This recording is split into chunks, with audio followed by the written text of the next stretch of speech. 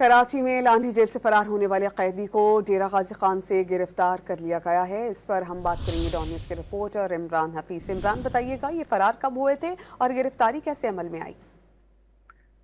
देखिए समय 3 से 4 रोज कबल जो है वो लांडी जेल से कैदी जावेद वल्द अब्दुल मजीद जो है ये रात की तारीकी के अंदर वॉशरूम के जरिए जो है वो सलाखे काटने के बाद जो है फरार हो गया था और बाकायदा तौर पे इसकी जो है वो जेल के बाहर खड़े इसके जो करीबी रिश्तेदार और दोस्त जो थे उन्होंने इसकी सहूलतकारी भी की थी। इसके बाद जो है जो मुलाकात के लिए आने वाले जो फहरिस्त थी इसकी, उसके बाद जो है जेल इंतजामिया ने उनको जो है पुलिस की मदद से 3 से 4 अफराद जो है वो जो सहूलतकारी के अंदर मुलविस थे उनको हिरासत में लेकर पुलिस के हवाले किया। उसके बाद जो है वो लांडी जेल की और निशाला की एक स्पेशल टीम तश्कील दी गई और दोनों ने जो है डीजी खान में मुश्तरका कार्रवाई करते हुए फरार कैदी जावेद को जो है वो गिरफ्तार कर लिया गया है और उसे कराची मुंतकिल किया जा रहा है, जिसके जो है के खिलाफ मजीद जो है वो मुकदमात जो है इसके खिलाफ वो भी दर्ज होंगे।